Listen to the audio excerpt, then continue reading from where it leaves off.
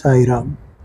இதற்கு பிறகு என்னுடைய மகள் 1992 அவளுக்கு திருமணம் ஆயிற்று.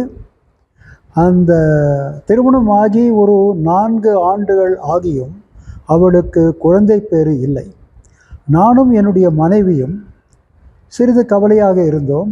சரி, புட்டபர்த்தி போய் சுவாமியை வேண்டிக் கொள்ளலாம் என்று நாங்கள் புட்டபர்த்திக்கு சென்றோம். அதிர்ஷ்டவசமாக எனக்கு முதல் வரிசையில் இடம் கிடைத்தது. சுவாமி என்னிடம் வரும்பொழுது நான் மண்டியிட்டு சுவாமியிடம், சுவாமி, என்னுடைய மகளுக்கு புத்திர பேரு ஆசீர்வாதம் செய்யுங்கள் என்று வேண்டிக் கொண்டேன். சுவாமி முகம் மலர ஆங்கிலத்தில் ஹாப்பி மதர் என்று சொல்லி நகர்ந்தார். சுவாமி ஹாப்பி மதர் என்றாரே, இதற்கு என்ன அர்த்தம் என்று நானும் என்னுடைய மனைவியும் சிறிது நேரம் குழம்பினோம். பிறகு எப்படி வேணாலும் இருக்கட்டும், சுவாமியோட வாக்கியம் ஒரு ஆசீர்வாதம் என்று எடுத்துக்கொண்டு சந்தோஷமாக வீடு திரும்பினோம். இது நடந்து அரை மாதத்தில் என்னுடைய மகள் கருத்தரித்தாள்.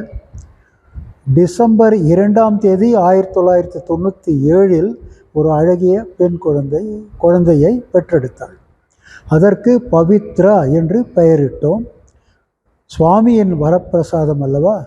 அந்த குழந்தை சிறு வயதில் இருந்தே படிப்பிலும் சரி விளையாட்டிலும் சரி எல்லாவற்றிலும் முதன்மையாக இருந்தாள். அவள் பிறகு இப்பொழுது அமெரிக்காவில் பர்டியூ யூனிவர்சிட்டியில் அவுட்டர் ஸ்பேஸ் இன்ஜினியரிங்கில் MS பட்டம் பெற்று இப்பொழுது ஜெர்மனியில் PhD செய்து கொண்டிருக்கிறாள். எல்லோரிடமும் அன்பாக பழகுவாள். பெற்றோர்களிடம் மிகவும் அன்பாகவும் மரியாதையாகவும் பழகுவாள்.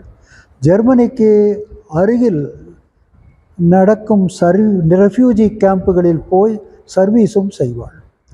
அவளுடைய தாயார் இப்பொழுது வெரி வெரி ஹாப்பி மதராக இருக்கிறாள்.